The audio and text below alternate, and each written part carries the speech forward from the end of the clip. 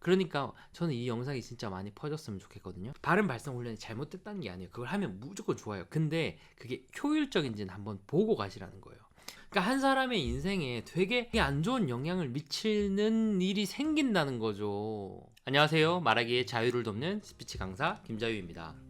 제목 그대로입니다. 여러분들이 돈을 쓰고 시간을 쓰고 에너지를 써서 스피치 학원에 가서 실패하는 경우가 있단 말이에요.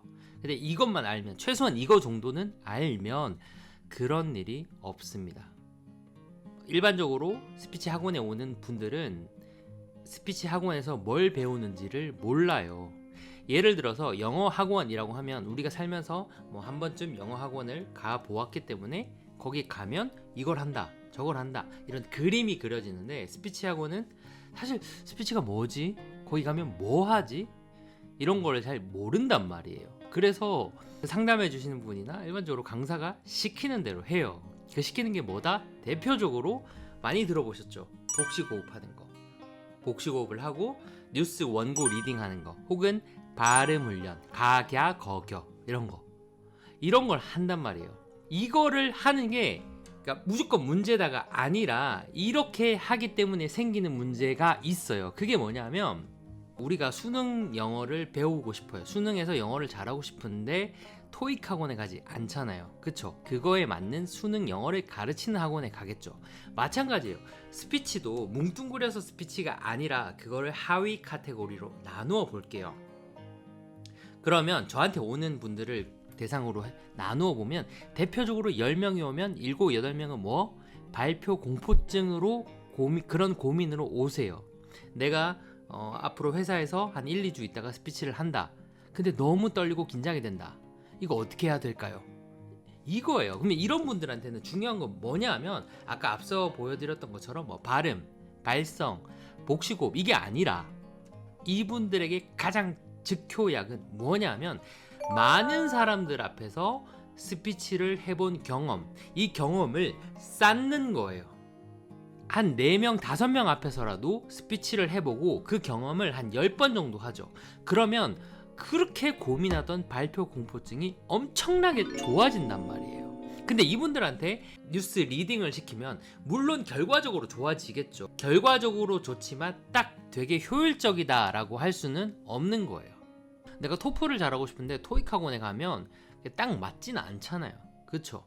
마찬가지예요. 만약에 내가 프레젠테이션 구성이 힘들다, 내용을 어떻게 준비해야 할지도 모르겠고 그걸 어떻게 표현해야 될지도 모르겠다 하시는 분은, 이런 분들은 기획의 구성, 기획을 어떻게 해나가야 되는지, 컨텐츠 구성에 대해서 배워야 해요.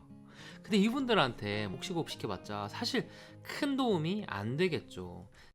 사실 그러면 왜 일괄적으로 이렇게 발성, 발음 훈련을 시키나 라고 하면, 제가 추측하기로는 커리큘럼 구성하기가 편하고 수강료 때문이에요. 그러니까 제 기준으로 만약에 프레젠테이션이 힘들다, 그래서 오시는 분들은 사실 4회, 6회, 8회 정도 하면 날라다녀요. 정말 잘해져요. 근데 어떤 학생이 왔는데 4회, 그러니까 한 달 정도만 하고 가버리면 학원 입장에서는 사실 수강료 측면에서는 되게 조심스럽지만, 되게 이런 말 하는 게 되게 조심스러워요. 효율이 안 되는 거죠. 그러니까 이런 거 넣고 싶은 욕망이 생기는 거예요. 되게 솔직하게 저도 인강을 찍을 때 제가 생각했을 때 프레젠테이션 하려면 한 20강 정도면 돼요. 근데 그렇게 되면 수강료 책정할 때 불리하단 말이에요. 40강짜리 강의가 있고 20강짜리 강의가 있으면 40강짜리 강의는 20강짜리 강의보다 2배를 더 받는단 말이에요. 그러니까 내용을 좀 더 늘리기를 원한단 말이에요. 그러니까 그러다 보니까 일단은 발성, 발음, 뉴스 리딩 이런 걸 시키는 것 같아요. 그러니까 제가 이 영상을 찍게 된 것도 웬만하면 제가 남에 대해서 비판을 하고 싶진 않은데, 어떤 일이 있었냐면, 최근에 저한테 이제 카톡이 왔어요. 이분이 아나운서 같이 말을 한다, 그런 소리를 들어서 고민이었는데 인강 듣는 걸로는 부족할까요? 라고 카톡이 온 거예요.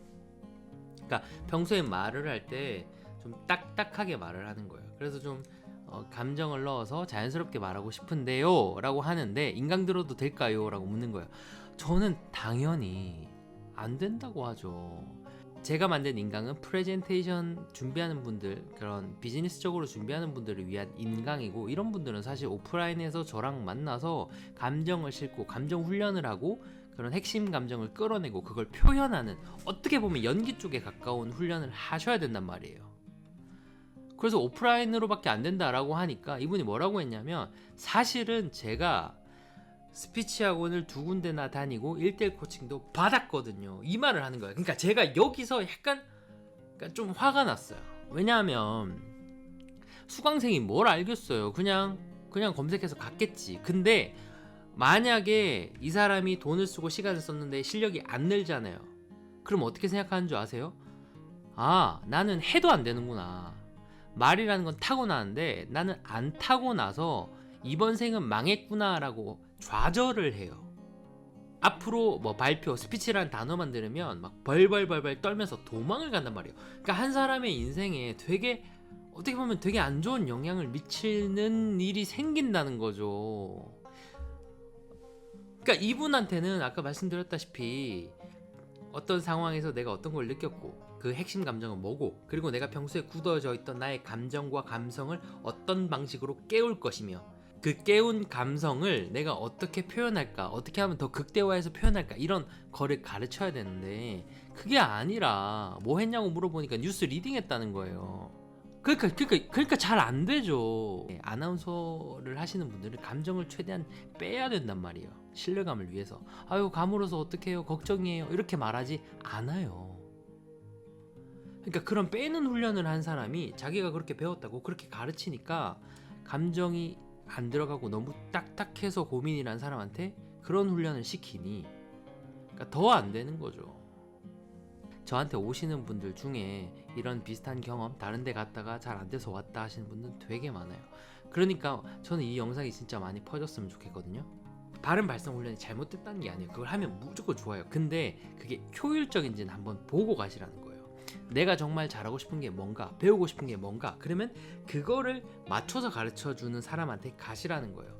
내가 프레젠테이션이 부족하다, 그러면 아까 말했듯이 발표 공포증이라면 남들 앞에 서보는 경험, 대화라면 자기 노출, 자기 감정 표현하는 거, 대중 스피치라면 남 앞에서 어떻게 내용을 구성할까, 어떻게 하면 설득이 되고 감동이 될까, 이런 거에 맞춰서 커리큘럼이 짜져 있는 데를 가서 배우시면 여러분들이 여러분의 돈과 시간과 에너지를 좀 더 효율적으로 사용하실 수 있을 거예요. 이 영상을 많은 분들이 보셔서 정말 손해보지 않았으면 좋겠습니다.